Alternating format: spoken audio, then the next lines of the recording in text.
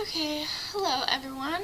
Welcome to your lecture for today. So today's lecture is going to be over collisions, but just a quick review of what we've learned so far. So we defined momentum as kind of being a quantity that tells you how much of something there is as well as how much it is moving. So that's going to be in kilogram meters per second. You can think of objects that have a lot of momentum as being hard to stop.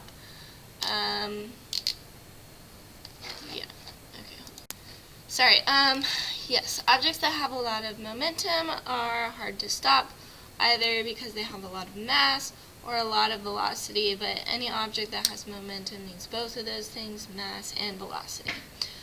We also learned what an impulse is. So an impulse is just a force that is applied over time. So you can think of forces being applied over time as something that causes a change in momentum, and in fact they are equal. So impulse, force times time, is going to equal our change in momentum, which is mass times change in velocity. Okay?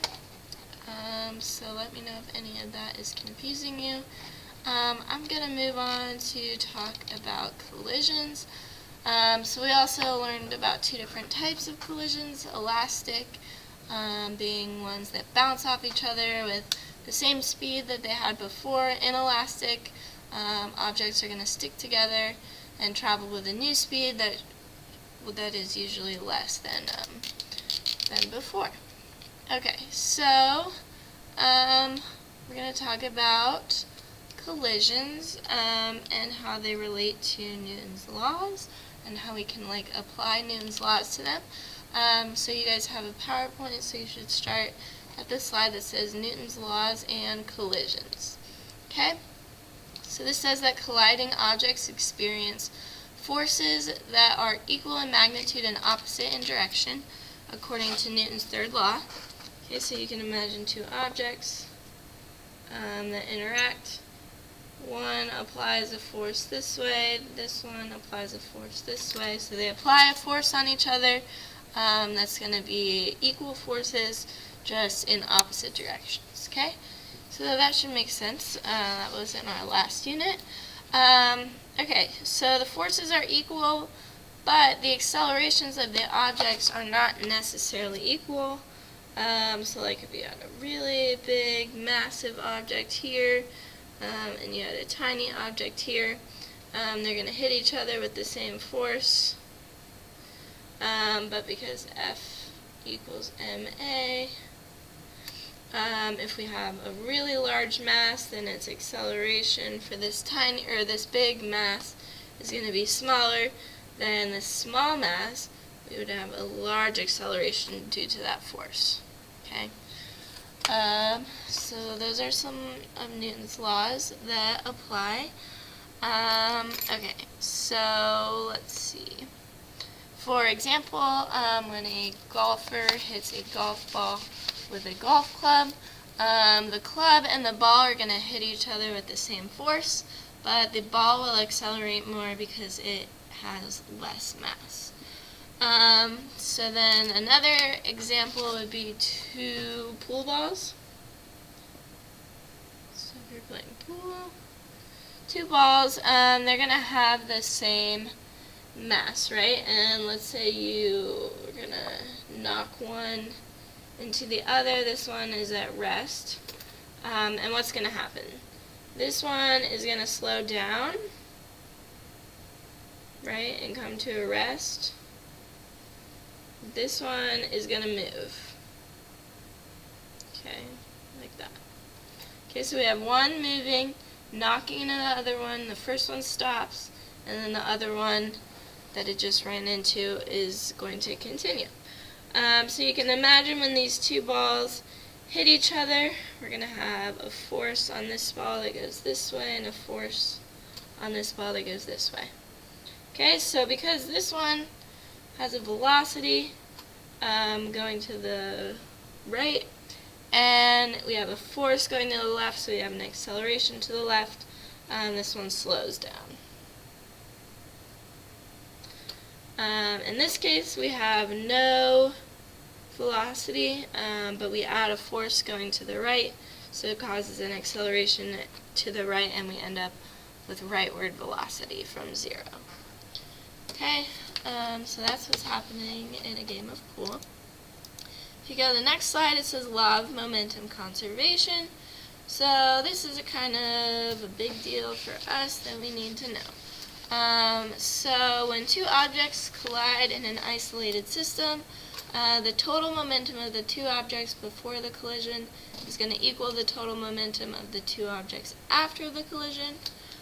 So one object will gain whatever momentum the other one loses, so that in the end the total, when you add both of them up, is the same. So the equation for that, P1 plus P2 is P1 plus P2. Okay, so we have our first object. This is before.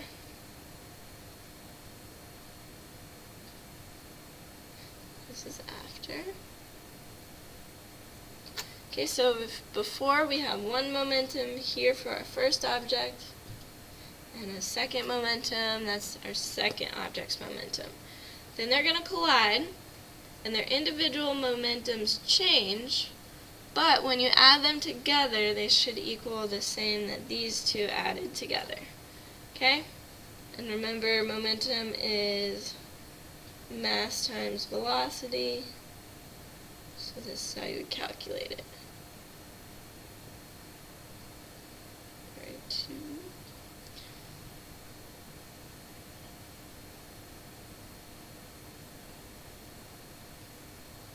Oh my goodness, sorry guys. M1v1 plus M2v2. Okay, so when you add the momentum of the two objects before the collision, it will equal the same as the momentum of the two objects added together after the collision. So they might change, maybe one loses some, but whatever momentum the first object loses, the second object is going to gain. Okay, so we can look at the math. If you flip to the next slide, the forces on an object are going to be equal in magnitude in opposite direction. I'll give you the code word now, is hay, H-A-Y, like a barrel of hay. Okay, so the forces are going to be equal in magnitude, opposite in direction. So you can see we have one force, F1, positive, and then the other force is the same thing, just negative. Okay, we'll flip to the next slide. In a collision, so we got this force acting on one object, this force acting on the other. In a collision, the times for each one are going to be the same, because whenever two objects interact, they interact with each other for the same period of time. That makes sense. Okay, so flip to the next slide. So you can see, since forces are equal in magnitude and opposite in direction, and times are equal in magnitude, then our impulses are going to look like Ft equals negative Ft. Okay, so our impulses are also equal in magnitude and opposite in direction. And we know impulse is the same thing as change in momentum, so we're going to have change in momentum being equal in magnitude and opposite in direction. So this is for our two objects. So object 1 gains whatever is lost by object 2. So they might trade momentum, but the overall momentum is going to be the same. If you flip to the next slide, it talks about isolated systems. So this is required for this change in the conservation of momentum to occur. If it's not in an isolated system, then the momentum won't be conserved. So what does an isolated system mean? An isolated system is one that is free from net external force. Okay? So what is net external force? It's just going to be a force that doesn't come from our objects hitting each other. Okay? And it wouldn't be balanced by any other forces. So we have this like intruder coming in from outside of our collision and affecting the collision. and that will change the fact that momentum is conserved. So one example would be two cars that are maybe going to collide on a gravel road. So because of the nature of the surface of the gravel, there's going to be a lot of friction there. So that is probably going to mess with how the momentum of those two colliding cars is conserved. So that would not be in an isolated system. We probably wouldn't have conservation of momentum there.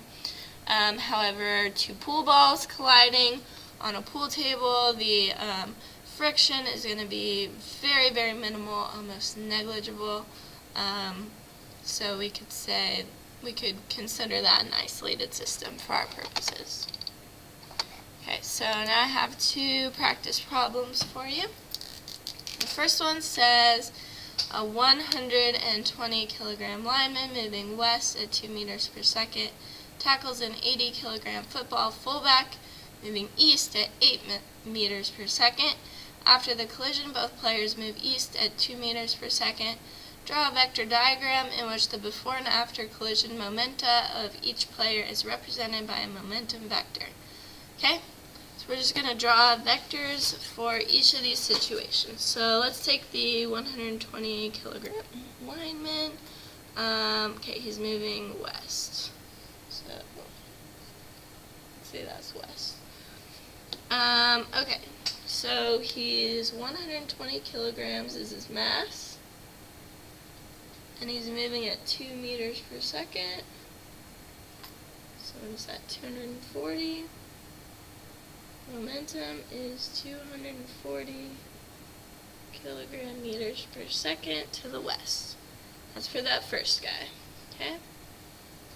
We have another one who's moving to the east, and he's 80 kilograms, and he is moving at 8 meters per second. Okay, so his momentum is just going to be those multiplied, so 80 times 8, 640 kilogram meters per second. So then they're going to collide and move together. So you can imagine this is like an inelastic collision. They get stuck together, and afterwards they're going to move together. It says at 2 meters per second to the east. Okay, so we're traveling this way. Okay, so to figure out our mass, we just add the two masses of both the players because now they're stuck together. So their mass is 120 plus 80, which is 200 kilograms.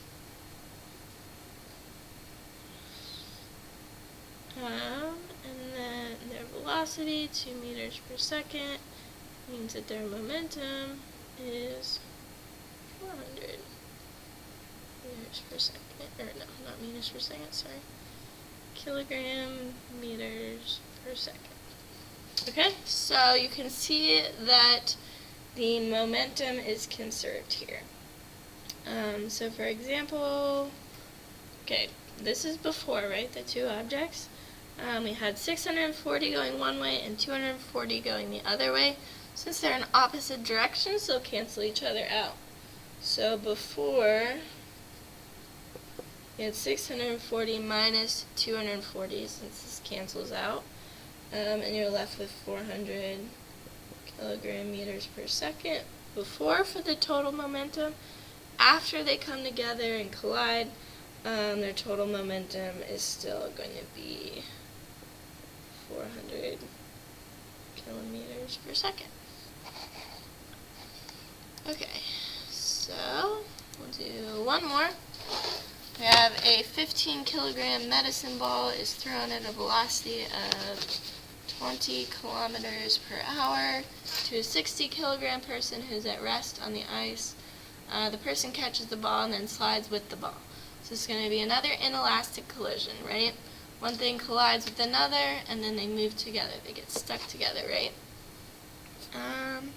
Okay, so first we have a 15 kilogram ball going 20 kilometers per hour. So the momentum for that one is 15 times 20. 300 kilogram meters per hour. Okay, and then we have a 60 kilogram person at rest, so they have 0 meters per second, which means they have 0 momentum. Okay, then it wants to know the velocity of them together afterwards. So we know that momentum must be conserved. So it must be the same before and after the collision. So this is before the collision. We have 300 and 0. So our total is 300. So we know that after the collision we must have 300 for our momentum. 300 kilogram meters per second. We want to determine the velocity. We should have the mass. So we have a 60 kilogram person holding a 15 kilogram ball. It should be 75 kilograms. And we can solve for our velocity. 300 is 4 kilometers per hour.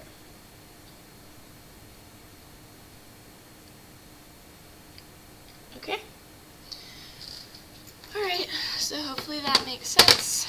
Let me know though if I can clarify anything for you, and have a good day.